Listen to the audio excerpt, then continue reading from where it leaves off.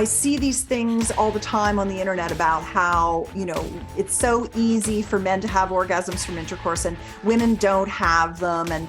And we should do something about this. It's like, well, why don't we tell women how to have orgasms from intercourse? Like, why don't we just start there? I think you're contributing to this, shift and revolution where women are coming more to the forefront of society.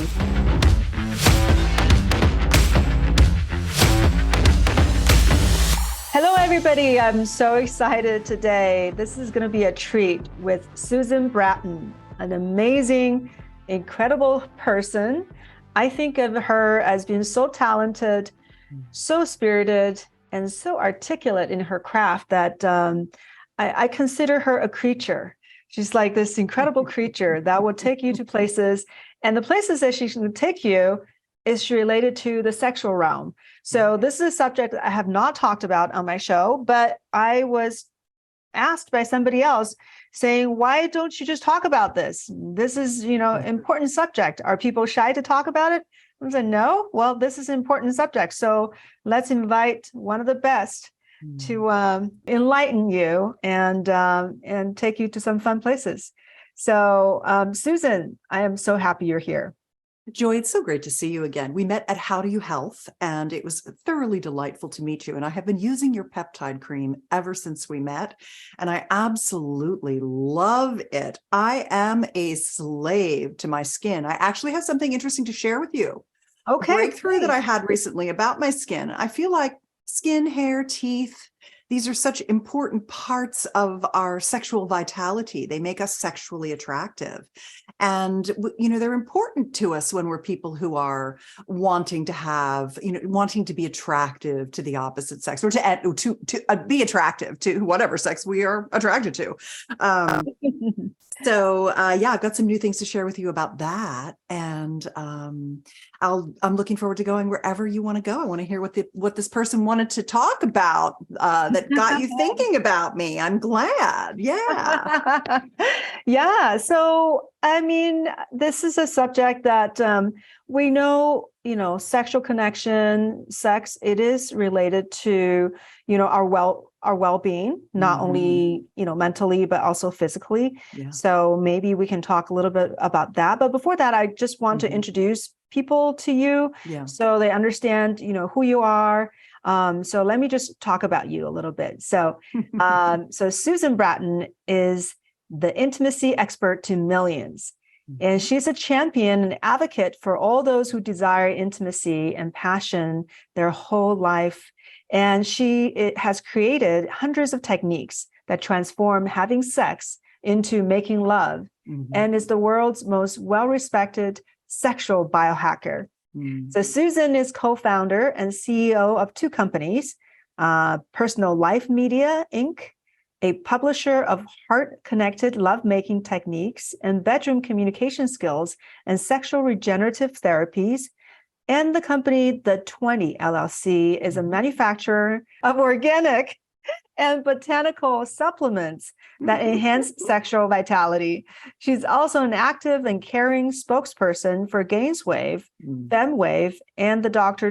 Kaplan Company, 3 sexual biohacking regenerative therapies for increasing one's sex span to achieve ageless sexuality. She's also a best-selling author who published 44 books and programs, including Sexual Soulmates, Relationship Magic, Revive Her Drive, Ravish Him, Steamy Sex Ed, The Passion Patch, Hormone Balancing, and Hot to Trot. Susan frequently appears on ABC, CBS, the CW, and NBC, as well as being the #1 downloaded episode guest on myriad podcasts. So, without further ado, I would like to bring Susan to share her, incredible insights on how we can enhance our sexuality. Yeah, that sounds good. I've got a few things to say, don't I, Joy? I think a lot. Yeah. Hey, Oh, we don't have that much time. I know. Well, I'll come back. One of the things that I wanted to tell you was that I saw a piece of research a couple months ago now, that I thought was really interesting, that I think you'll like too, because you're such a gorgeous, gorgeous creature yourself. And that was a European study that showed photos of people to 2,500 people and requested them to guess the age of the person in the photo. And Oh, there was this certain group of people, they called them the super young, and everyone guessed them to be 10 years younger than their actual age. And they were looking for, okay, what's the correlate here between these people? And what they realized was that these particular, after they figured it out, they're like, oh my gosh, this is so interesting. These were the people who had intimate relations 3 times a week or more. That made them look 10 years younger than their cohorts. incredible. And that I thought was really interesting, because if you look at the Dunedin Pace data, which is a longevity study, there's 4 quadrants. They say there's 4 quadrants to a good longevity. And the first is cognition, mental function. The second is grip strength, which is an indicator of overall body strength. So strength, muscular strength, is very important as I grip my nice biceps, as I tell you that. Balance, standing on one leg, the thing that's going viral on TikTok right now is, can you put your shoe on standing on one foot? And the fourth thing was, how do you look compared to your peers? People who look younger on the outside tend to also be younger on the inside, if you will. And I thought that was quite interesting. That's the True Diagnostics does the chronological versus biological age report, and they use the Dunedin Pace data as part of it. They test your methylation pathways to see how you're doing and how your aging is going. So you can have, like, my chronological age is 61. My biological age is 43 and a half, and I'm working to get that down below 40.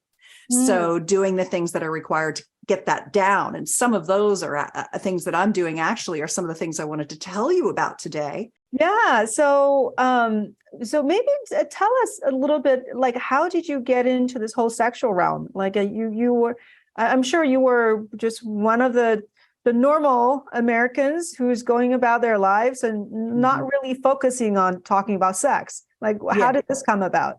Well, I was a Silicon Valley executive, my husband and I were, and about a decade into our marriage, I was really avoiding him for sex because I wasn't having orgasms from intercourse. And, I did it for 11 years, 12 years and never had an orgasm. And I frankly got bored with it. I just was like, I don't know, it just seems like it's all for you and not really, I'm not getting anything out of it and I don't like it. So we did some, we saw some therapists and we took some sex workshops, and the sex workshops almost immediately fixed our problems.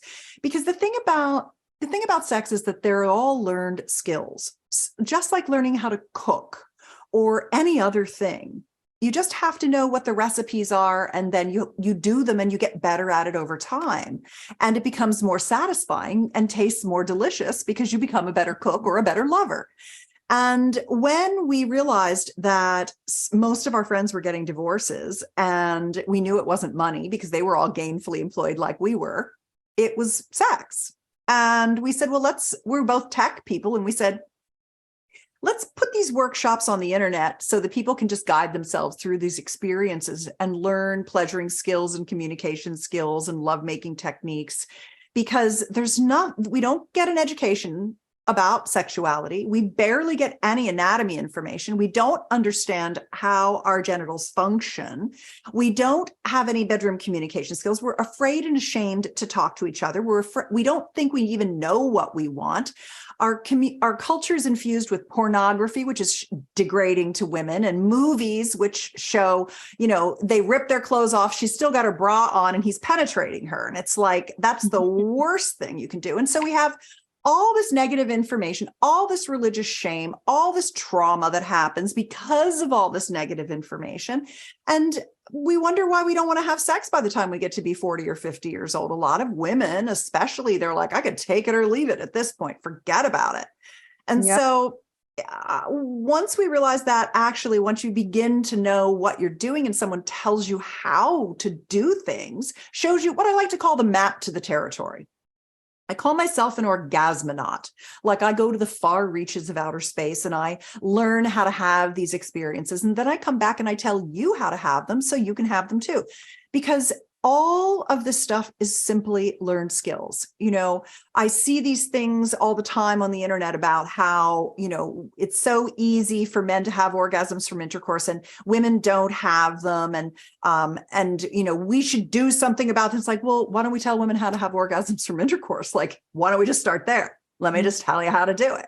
It's not that hard. And once you do it, you can learn how to do it. And then sex is fun. And then you want to do it. And then you have all this, then you look 10 years younger than your cohorts because you're having great orgasms. But if you don't learn how, then you're kind of stuck in the why bother? I'm just going to check out. So, and I think checking out of your sexuality, it depresses your creativity, your vitality, your sense of self, your felt senses. It depresses your oxytocin production. It depresses your intimate connection. It probably makes you stop thinking about your body and then taking care of it less. I just think the downstream effects of not having good information about how to have really great sexual pleasure, it just hurts us more than we can imagine. What do you think is the percentage of women who haven't been able to experience orgasm? I think it's pretty high, but it doesn't mean they can't. They can. It's simply understanding for each woman. Every woman is very different, but there's almost like a checklist of things that are okay. It's not that thing. It's not that thing. Oh, maybe it's this thing. Right. It's kind of like there's a list of things. For some women, it's that they've had trauma.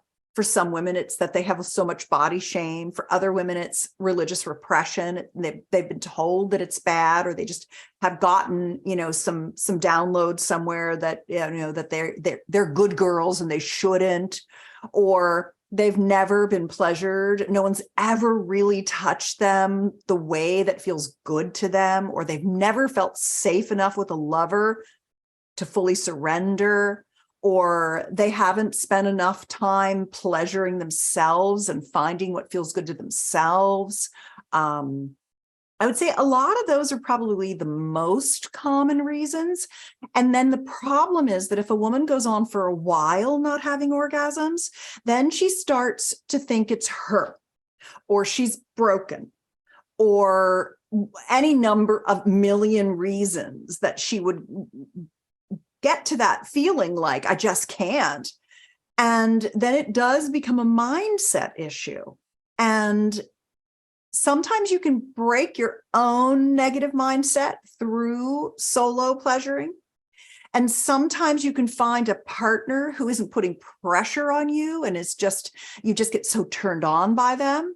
Sometimes it's even giving yourself enough time to actually allow your body to fully get turned on, because we women have been rushed to sex our whole lives, because if we're with male-bodied partners, if we're with penis owners, the penis is a straight shot that has really fast-acting hemodynamics, really fast-acting blood flow.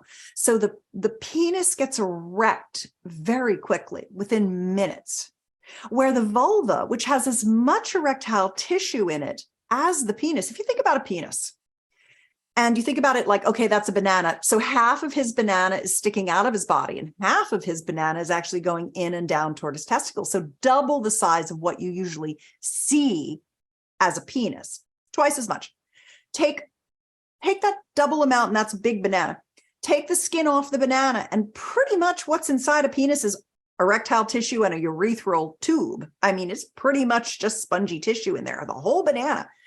We have that same amount in our vulva, but it's split into 3 different erectile tissue systems. I think I have a picture of it right here. I'll just hold it up, since we do have a YouTube channel. Good for you.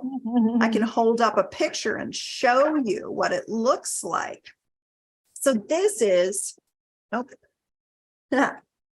that's the G spot. That's not a spot.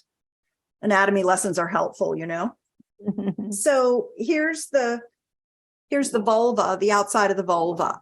And this is the mons, the outer labia, the inner labia, the clitoral hood, the clitoral the glands, the shaft goes up inside the hood. The inner labia open up, that's the vestibule. Here's the urethral exit where the urine comes out. This is the vaginal opening called the introital sphincter. Here's the perineal area. This is the fourchette and the anus. So this is the vulva, this whole piece. But if I peel away the skin, if I just take the skin away, this is what it looks like underneath. So there's the tip of the glands, there's the shaft, the two arms are called crura, the two legs are called vestibular bulbs. That's the clitoral structure. But then this spongy tube is the urethral structure, and this little sponge down here is the perineal structure. So we've got three different parts that make up our banana. And so all these nooks and crannies, they take quite a while for the blood to run into them. And if a woman has not achieved an orgasm in the past, she's nervous. Performance anxiety is one of the biggest issues in sexuality. Add to that women, because we're estrogen dominant, we're worriers. Estrogen is the molecule of safety for us because women are prey and men are predators in our animal kingdom. In Homo sapiens, which is what we are, that's the animal we are, Homo sapien, which is a primate. We're on the branch of the tree that's primate. And so we walk in a world unsafe. We have no good modeling for orgasmic intercourse the way a woman needs, the matriarchal way. All we see is patriarchal ways of having sex, which is, well, my penis is erect, so we should have intercourse because intercourse is sex. Everything else is foreplay. That's directly from religious oppression. Religious oppression says sex is for procreation only. You only do it to have, and this stuff comes down to us, whether we know it or not. So here we are with someone, if we're with a guy who's like ready to go, we don't even feel safe. We're not turned on. Our banana's worth of erectile tissue takes 20 to 30 minutes of consistent pleasuring, kissing, stroking, words of encouragement, adoration, love, petting, breast and nipple play, genital massage, oral pleasuring, warming up with vibrators and other toys. We need all these things. 20 to 30 minutes. That's a long time. Exceeds the patience of most men, maybe. Well, if they knew that they were rushing us and that that's what was required, they would do it in a heartbeat because they want us to have incredible pleasure, so they keep getting invited back. And so it's getting really good at honoring our bodies as women, getting the encouragement, appreciation, heart connection, emotional connection, presence of our partner, being slow, not putting pressure on ourselves, trying to push that performance anxiety out of the way and come back into the state of sensation and connection with our lover, where we're not trying to hurry. When you read my bio and you said she's written techniques that transform having sex into making love. Having sex is, I grab a boob and stick it in. Making love is, we kiss, I give you a massage, I rub that little spot on your foot. We've got a pitcher of water and some wine and some grapes. The music's playing, the sheets are soft, the candlelight is lovely. We've got lubes we like. We've got a couple of toys. We love to make out, feel each other's bodies. I want to put lingerie on for you. I want to dance for you.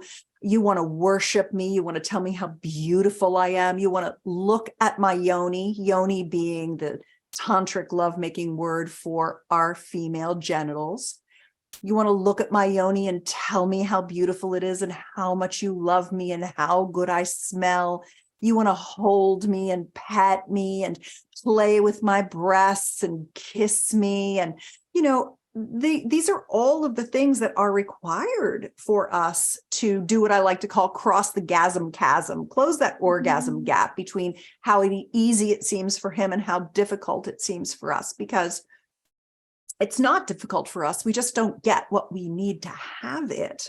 And once we don't get it a few times, we put so much pressure on ourselves. We think it's us, we're broken. And then they're like, well, I guess she is broken, but I still like to do her because I get off, and then you get into this really bad spiral. So it's moving from patriarchal sex to matriarchal sex, literally giving our bodies the time that we need as women to drop into our comfort and connection and go up that arousal ladder at the pace that our bodies require. I want to say one more thing about it, if you don't mind. No, please. I know I've talked, quite a bit already. One of the biggest habits that I had to break in learning how to have orgasms from intercourse, because I could have orgasm when I was 42. This is when all this went down of like, oh my God, my life has changed in this moment. When I said I didn't want to have sex with my husband because I wasn't having orgasms from intercourse and it just was no good for me. I was able to give myself orgasms from my vibrator, but that was it. I didn't have orgasms from him going down on me. I mean, it was not easy for me. And now I can have orgasms for hours and 20 different kinds of orgasms. Our body is capable of having so many different orgasms. There's locations to touch, there's techniques to use, and there's objects of desire. Those are the 3 categories of the 20 kinds of orgasms. But the thing that I really had to learn was to never fake anything or make any sounds or move my body in any way that wasn't coming from within the animal in which I live. So getting out of this kind of sex that was, well, I guess he's going to feel bad if I'm not moaning or acting all turned on. Like, if I'm not turned on, I'm not turned on yet, but I will be. I learned to trust that my body would get there if I allowed her and was patient enough with her for her to relax, because arousal begins in relaxation. If you're nervous and have performance anxiety or a mindset that you're like, I can't, I have never, I just can't, I'm not going to be able to do it, then you end up psyching yourself out. You've got to, the orgasms are in there. They'll come up like a spring of water bubbles out of the ground, but they won't with pressure and rushing and fear and anxiety. And so I think for most women who've never had orgasms, it's really getting into a place where you're like, I am going to take what I need to get where I want to go. And then when I finally allow myself the time it's going to take me, and the words of encouragement, the appreciation. I mean, when I make love with my husband, I still say to him, what do you love about me right now? How do I look? Is my yoni pretty? What's pretty about it? I need a lot of verbal encouragement and adoration. And it's not me, it's us. We women need that to feel safe and loved, so that we can relax and start to get into our bodies and feel our sensation and ride that sensation and then get to our orgasms. And now I'm having the most incredibly orgasmic intercourse. I made love to my husband last night, and I like to start out on top. I've been working on my cowgirl game. My husband and I, we do yoni massage for 15 minutes to a half an hour, sometimes longer. He'll just massage my yoni. We'll talk. I'll relax. Sometimes I lie there like I'm completely dead. I'm just in a trance state, riding the pleasure. Then my body relaxes. I start to wiggle and move. The prolactin comes in and I relax a little. And then I start to let down and let go. And then my orgasms start to come in, and they're very light at first. They're more in my throat than they are in my yoni in the beginning. They just start to kind of come into me. And then I start having more and more sensation. And then I start coming really well. And then I start moaning a little bit. And, it builds. I start out looking like I'm lying there dead. And I don't rush myself. And that's the biggest thing that I've learned, is that she will come when she is ready. And I must honor my yoni. She is in charge. My husband and I call each other Team Sweetie. It's us against my yoni, and not against her, but like there to support her and allow her to be whatever she's going to be in that moment. Sometimes it's the pussy cat. Oh, I have this cute little thing. I always love to talk about this little, I'm holding up a little kitty cat, and it has she has a little lion thing on it. Cause sometimes she's a tiger or a lioness, and sometimes she's just a little pussy cat. And you never know what she's going to be in any given moment. And she can change on a dime. And so we just allow for this. Okay. And it's made all the difference in the world for us. Wow. So coming from somebody that you couldn't reach orgasm, like for years, like since not for the first 42. Wow. To this kind of transformation. Yeah, I come and come and come and come the whole time. I'm having orgasm after orgasm after orgasm after orgasm. They're getting more and more intense and incredible. That's amazing. Because when I met you, I thought you must be a nymphomaniac since the start. Nope. Learned it all. So that's even more remarkable. I mean, lots of women will want to know, how did you get from there to here? The workshop was something that, what did they teach you in the workshop? Like, how did that transform you? It was mostly the expanded orgasm practice that was the thing that really transformed me. It was getting enough stimulation of my genital system. And to this day, we have a program called expandherorgasmtonight.com. I'll tell you what, I never do this, but Joy, I really appreciate how loving and generous you've always been with me. And your listeners can send an email to me, and I will give them the program. I've only ever done this one time with one other program on a podcast, and I've probably been on 1,000 podcasts. Oh, thank you. I'm so honored. Yeah. You are really doing a lot of great work in this world. So anyone who's following you, if you'd like to have the expandherorgasmtonight.com program, you can email me, Susan@personallifemedia.com, and I'll have one of my team gift you the program. It's a $197 program, and it teaches basically a clitoral stroking technique that was, for me, really the doorway, the portal into becoming orgasmic with intercourse.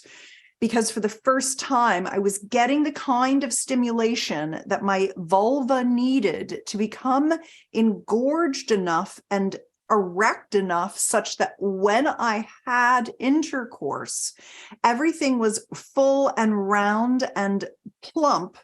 And I had an erection. Remember, if we take that banana and we turn it into a circle with a point on the top and pop it around our vagina, that's our erectile tissue. And it all needs to be plumped up, or we're trying to achieve orgasm with a flaccid vulva. We need a clitoral erection, but we really need a clitoral urethral perineal erection. We need all of the tissue to really be, this is what quote unquote foreplay does for us, right? It gets the blood into all that tissue. And so the expanded orgasm practice was what my husband and I started 20 years ago. And that, to this day, is what I need to have really incredible orgasmic intercourse. You can't have good orgasms from intercourse until all that tissue is plumped up. And people go too fast, especially people who have performance anxiety. They want to be like, let's just get it over with. And then I always say that every time you rush your yoni and you have intercourse, especially that is not orgasmic, you're putting another brick in the wall of your future sexless existence. because we have to, as women, embrace that we are not in male bodies. We are slow engorgers, engorgement being tumescence, being the blood seeping into all of those different erectile tissue structures. We're 15 minutes to 30 minutes. 15 if he's a brand new hot lover and we're super psyched to be with him. 30 minutes if we've been married to him for a decade or longer, right? I mean, there is new relationship energy that really increases arousal. And so if we can honor our body and allow it to get the sensation and stimulation it needs, she will open, your desire will flourish, and you will want it, and you'll start to have incredible orgasms.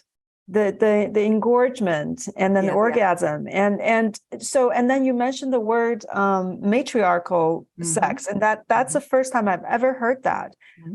This is very interesting. I know there's tremendous shift in our social structure, especially between men and women. There's huge shift. You're seeing all kinds of things that you haven't seen in 50, 100 years prior. Even just the fact that nowadays there's so many women who are with younger partners, who are with men that are 15, 20 years younger than them. Yeah. And this was only seen between, for older men and younger women. But now, I'm encountering, my own patients and friends. It seems like it's popping up everywhere. So there's a big shift. So what do you think, how does this matriarchal sex, how is that related to this social shift? Well, women are starting to say, what I find most common is that I go onto a podcast and I say, would you like me to tell you what matriarchal sex is like compared to what we've been doing? And I describe that, the time, the worship, the adoration, the patience, the allowing ourselves to have the stimulation that we need. And women are like, God, yeah, that's what I want. And when you have an older woman with a younger man, there is a dynamic where you're going to tell him what you want and he's going to give it to you.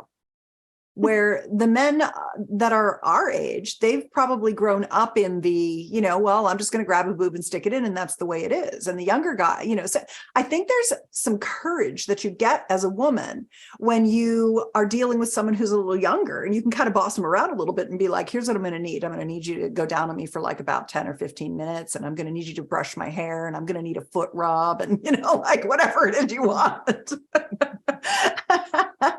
I'm going to need you to take some pictures of me in this lingerie that are really good, whatever you want, and they'll do it. The thing is that all men will do that. All men are slaves to the yoni. When you know what you want and you ask for it, they will give it to you. 99.9% of them will. No, but, okay, take the sociopaths and the assholes and get rid of them. Like, I can't fix them. They're there. You just have to avoid them. When you find out you're dating one, you have to leave immediately. That's not good. But you're talking about your basic nice dudes. They will do whatever you want. They just want you to tell them what you want. The problem is that we women have not been seeing what we want or hearing what we want because, in the grand scheme of things, where is our sexuality? You can't talk about sex on Instagram. You can't talk about sex on Facebook. You can't talk about sex on television. The only thing we see are the patriarchal crap that's out there. So we have to take it upon ourselves to figure out what it is that feels good to us, that we need in that moment, and ask our partners for it and be willing to step up and stand for our own desire. And some women will do that. Some women who are listening to this podcast today, they'll be like, damn, I'm just going to start thinking about what I want and asking for it. And they're going to get it.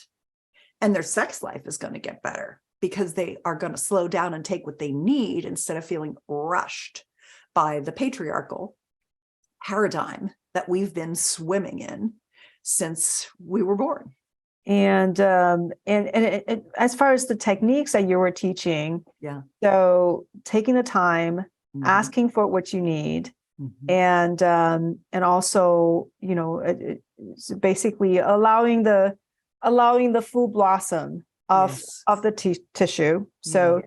think about a full erection of a man, and that's where you need to get to as a woman. Yeah. And you have a lot of interesting techniques and tricks, and even from a health and nutritional perspective. Like there are a lot of things that you have designed right around this area. Yeah. So some are pretty vivid. I remember hearing you on podcasts. It's pretty fun. You want to share some of the techniques that What's a vivid one that you're thinking of? I think you were talking about letting the men come behind you, or and start, doing certain things that's going to turn you on, and so it was the act, the how things are done, and what maybe you need to ask for. It was pretty yeah, you were very vivid.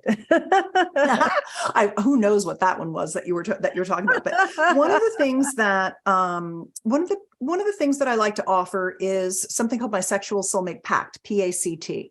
It's an agreement between partners that you're each going to ask for what you want, and the other person's going to say thank you and appreciate you for doing it, so that you can say anything that you need to say and ask for anything that you'd like to have, and so can your partner. Because people are afraid to speak up in the bedroom. That's at sexualsoulmatepact.com, and it's free.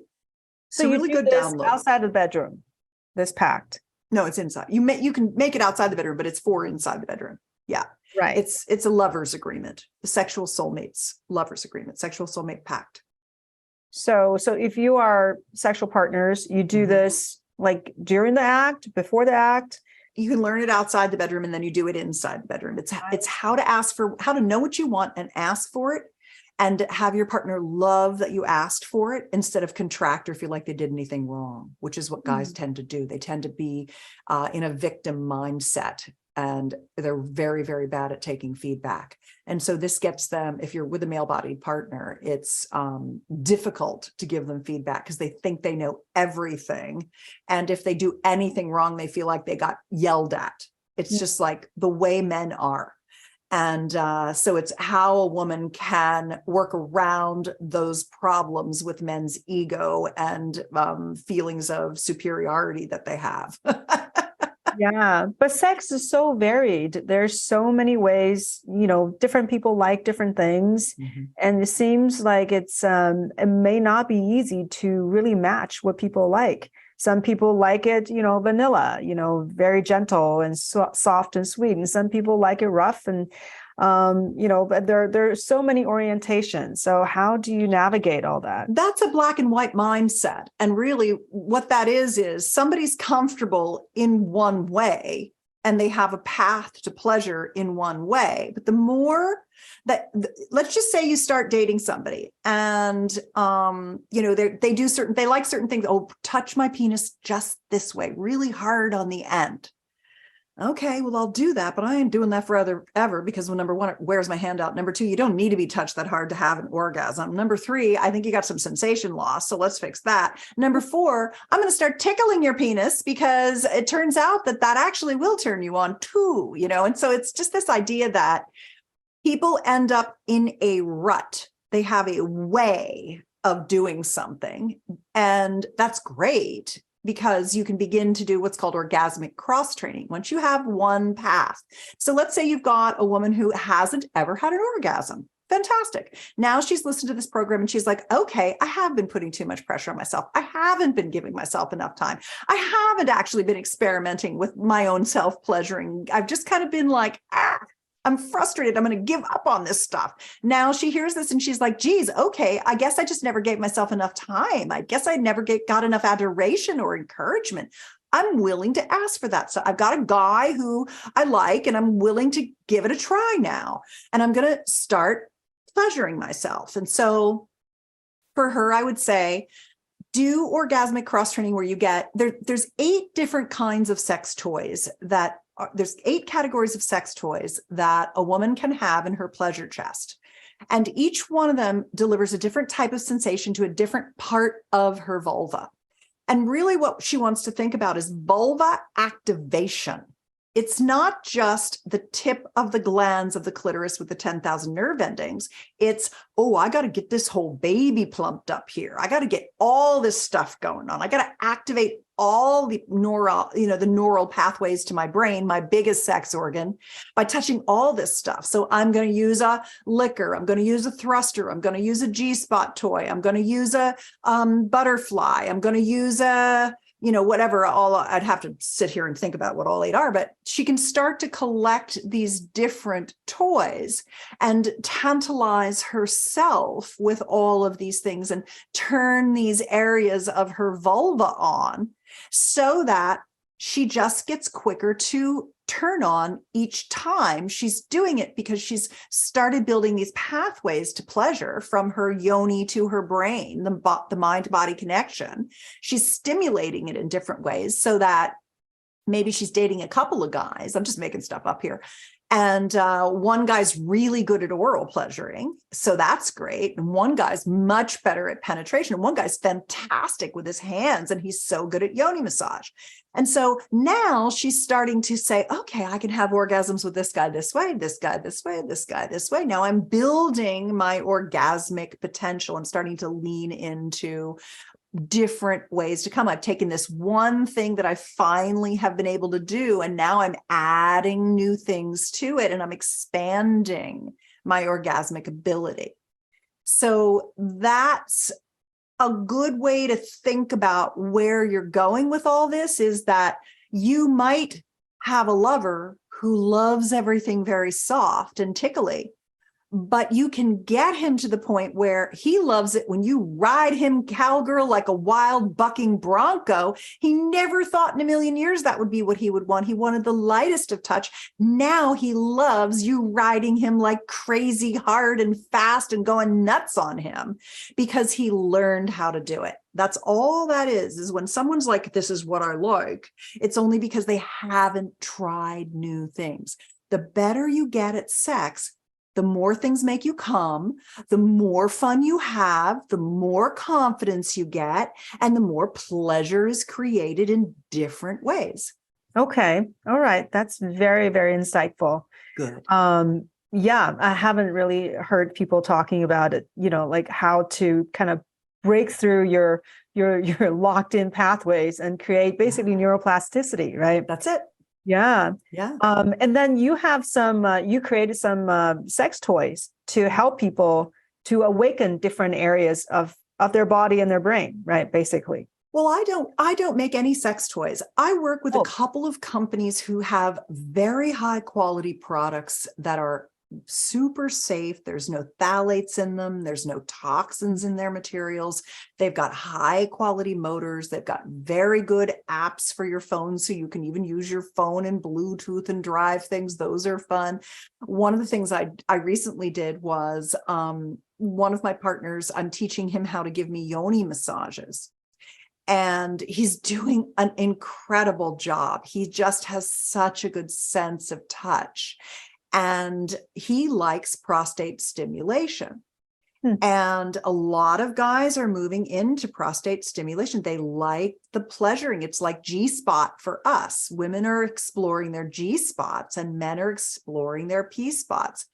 And I put this little prostate massage device inside him. I actually had him do it. I'm like, you do it. You stick it in. And he was giving me a yoni massage. And every time he did a really good job, like gave me a couple of really good orgasms or whatever, this little device had 18 different patterns on it. And I'd be like, oh, good boy, here you go. And I'd give him a different pattern. We had such a good time that afternoon together where he was just giving me the most incredible yoni massage. And I was just teasing and tantalizing him with this little toy. It was a super fun thing. And he did a great job with my yoni massage. I mean, it was just like, wow, I've had 2 dates with you and you are learning fast. So guys want to learn how to give us what we want to. Okay. Well, this is while you're married or before you got married? Well, I've been married to my husband for 30 years. Yes. And I have some lovers. Okay. And he is perfectly happy with me having them. He has compersion, which is he's not jealous. He's pleased. He's happy for me. He knows that this is the world I live in is the world of expansion of my sexuality. And my top relationship value is security. I love to be in a long-term relationship. 30 years next month is our wedding anniversary. So my husband and I run our business together. We have a beautiful daughter together. We own multiple homes together. We've traveled the world together. We absolutely love each other. And he's my number one lover. But I also like to have other lovers. So right now, I also have a second boyfriend that I'm very, very close to. I have a new boyfriend who kind of lives far away, so we don't see each other much, but he's monogamous to me. He says, I'd prefer to just be monogamous to you, and we'll see each other when we can see each other, because I love to be with you more than I've ever loved to be with any woman in my life. And so I'm good. I'm happy. I don't need to have a lot of sex. I want to have super high quality experiences with you. And I also have a girlfriend. And I have a girlfriend. We are having a 1-month lovership. And I happened to be home and available for a month. And I said to her, would you like to have a lovership? And we'll explore and have fun and do yoni massages and things like that. And she said, I would love to do that. So I was her ecstatic birth partner for her entire pregnancy. And then she said, I just want to keep this going. Like I've like totally fallen in love with you. You've given me so much pleasure. It was just a one-sided thing where I was her ecstatic birth partner. And so now I have a relationship with her as well. Now I'm in my 60s. I'm in a very solid place. I have great relationships. Everyone knows about everyone else. Everyone is friends. It's all, our WhatsApp groups are great. I'm living in a way that suits me and my level of desire. I'm very much blossoming to a new level right now. That's very rewarding and rich for me. And I'm the happiest I've ever been in my life. And I've got beautiful people in my world. So it's not right for everyone. And I get that. But I have a secure relationship and a lot of freedom, and they're my top relationship values. And it works for me because I am an orgasmonaut. I like to explore. When I have experiences with new people, it helps me remember what that's like and how I can help others by writing the stories that help them and telling the stories that help them. Wow, that's definitely very unique. Well, maybe not that unique. I'm sure there are people who are in similar boat, but it's certainly rare to hear. And that's very refreshing. And I'm glad that you find it so, fulfilling and, enriching. It is. It really is beautiful. Yeah. And everybody knows and everybody likes it and everybody's cool and everybody's happy. That's amazing. I know. Well, it takes a generous of spirit to accept a situation like that. Yeah. And I'm glad that they're all contributing to your vast knowledge of orgasms and sexual pleasures. Yeah, this is amazing. A very, very interesting conversation. And then, so where is the best place for people to follow you and learn more from you? Well, anyone who sends me an email and we give Expand Her Orgasm Tonight to, you'll get on my sex tips newsletter. You can opt out anytime, of course. If you're not interested in getting the whole program, but you'd like to just learn more about it, you can go to expandherorgasmtonight.com. You can also get the Sexual Soulmate Pact at sexualsoulmatepact.com. You can go to betterlover.com and opt in for my newsletter there. You can follow me on Instagram at Susan Bratton, SusanBratton, and you're welcome to slide into my DMs and ask me anything or reply to any emails that I send you, because I do get your replies directly to my inbox and I do answer all of the questions that people send me. That's what's made me good, is that people have been sharing their most private worries, concerns, questions, and desires with me for decades. And so I've got a good sense of where people are and what gets them stuck and how to get them unstuck. So it's really my honor to support people. So any of those ways are fine. Yeah, that's amazing. Yeah. So I think you're contributing to this shift and revolution where women are coming more to the forefront of society. Just like I've listened and, learned from other people that they were saying that now in the US, on average, women make more money than men. Mm-hmm. So the dynamic is shifting. And they're making more money because they want higher education, because they want to explore life. Mm-hmm. They want to push harder. Yes. So that says a lot about women. And women are very good. I was just having this conversation with my brother who lives in China. Similar things are happening there. Most of his friends, the woman, the wife makes more money than the guys.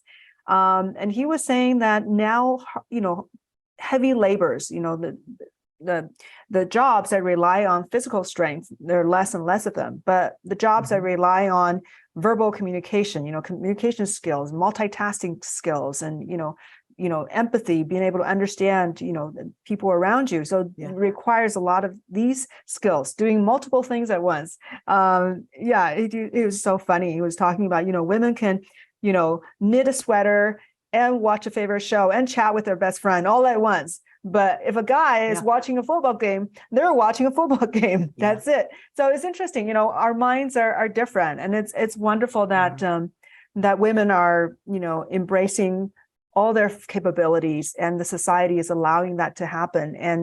And for you to come on and allowing them to discover more of themselves and to really blossom and enjoy all that's given to us, to our body. I think that's really valuable. And I hope a lot of women will find this very helpful and will go out and explore and enjoy more of what life has to offer. Me too. Yeah. Thank you for giving me an opportunity to talk more about that. I really do appreciate it. And I think that even if a woman is having orgasms, now she knows there's so many more she can have. And for the women who aren't, they know that they're not broken and that they just need some things that they haven't been getting. And that they can have the confidence to ask for those things because they're not different. They're just like the rest of us. We are all built the same. That's the same thing that women can do. Women are multitaskers because estrogen has to keep its eye on everything because we're prey.